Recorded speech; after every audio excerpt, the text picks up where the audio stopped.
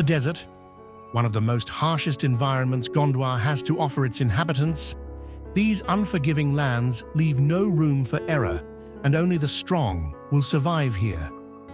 Every individual has a role to play, none more important than the alpha male Caraxes and alpha female Cyrax. However, the story you're going to hear today is focused on a new journey. Nephthys, the daughter of the alpha pair, born from their 10th nest. On this morning in the rainy season, as the early morning dews sizzled and dissipated under the heat of the deserty landscape, it was time for these little ones to make their grand debut. New life emerges, with that of a new day. While the young pups grow and learn, they're under the care and protection of the watchful eyes of their mother, father, and the rest of the family. This is where our young utahraptor's story begins.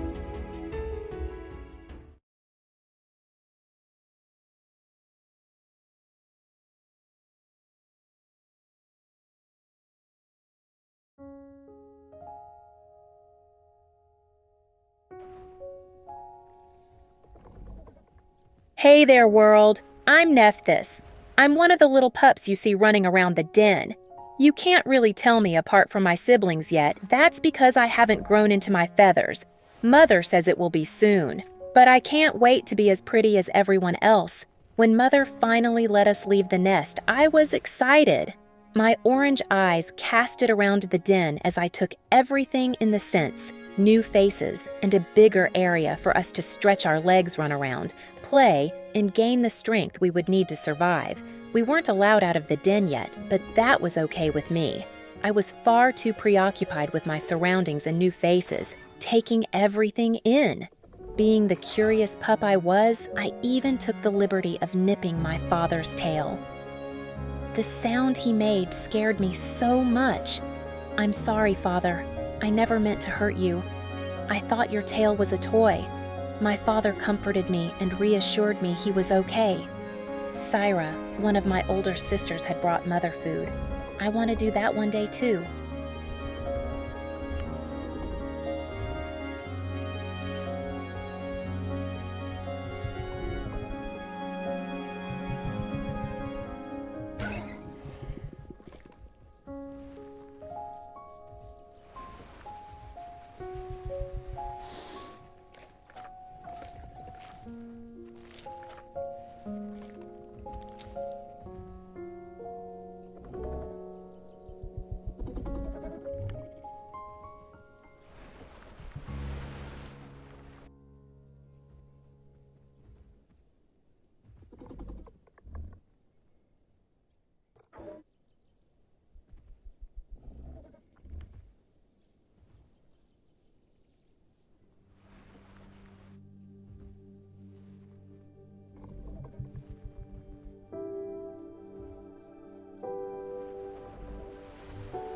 After a while of playing with my siblings and running around the den with Mom, she called us toward the den exit. I was slightly nervous at first, but near my mother I felt fearless, empowered by her closeness, although my mother seemed hesitant to let me come with. But I insisted. I was big and strong. After some persuasion, which was me fluffing my feathers and walking boldly straight past her, showing her, I can do this.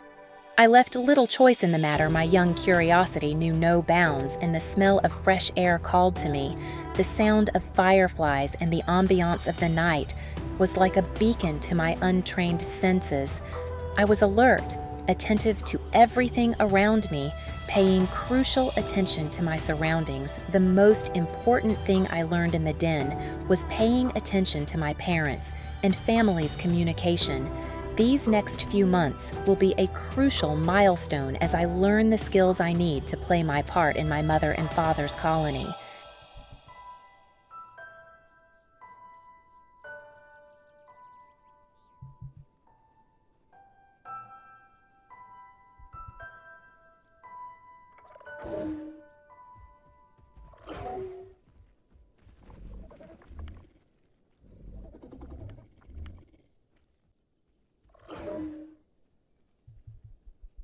Patrolling the territory was a really important duty to learn, and once we reached the proper age to traverse our home with the pack, my siblings and I followed our family closely.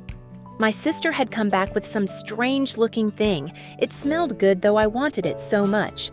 I had halted my movement, staring at the object that had the scent of something on it. Although it looked strange, I danced around it uncertain until I saw my sister rip it open with her mighty teeth. I repeated the action, and it tasted delicious. The sound of my mother crying out. My father signaled a bark-like sound that rang through the air. Stopping my meal instantly, I ran to my parents, who greeted me with love and affection. I could tell my mother was worried I had wandered too far. This showed the strong connection my parents shared with their offspring.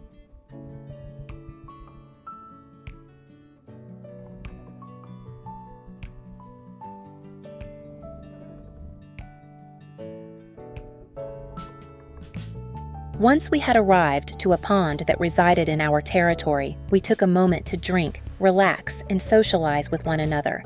I was very much so preoccupied with a bush of red flowers. They were so beautiful and they smelled amazing. I knew this was not an object I could eat, but I was very fond of it. I had noticed the snack my sister had graciously shared with me earlier, moving towards it having just a couple bites before I returned to my treasured red flower bush.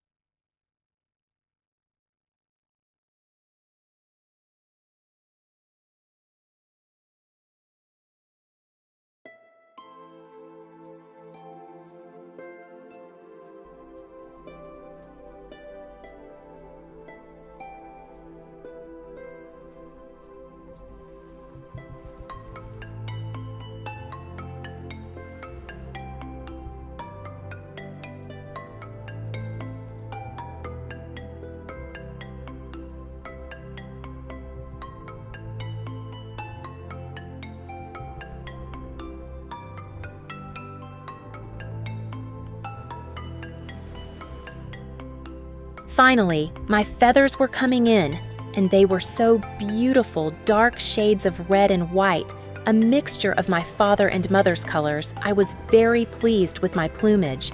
As time had went on, life lessons were everywhere, from socializing with my family to me observing every little detail about everyone, all of us working together in a cohesive unit. One thing I was very thankful for was that I was born in the rainy season, since I had my mother's mutation. She had a mutation for light sensitivity. This meant a lot of our colony was more active at night. Only some members were not affected by this mutation, meaning they could move about freely in the day or night without the sun obscuring their vision, whereas myself and others within the colony, including my mother, would only be active at night unless dense fog or weather rolled in that blanketed the world in shade, making it easier to move around with our sensitivity to the sun. Being born into a beta rank also meant I had shared responsibilities. One of the tasks our family completed together was sharing in the responsibility of assisting mated pairs build their nests. Though I did not understand it now, when I reached full adult, I would be migrating to the courting grounds with a dispersal pack from our colony to find a lifelong mate, but only when I was ready. Then I too would have a pup of my own to teach. This was just the start of my journey, the start of my adventure.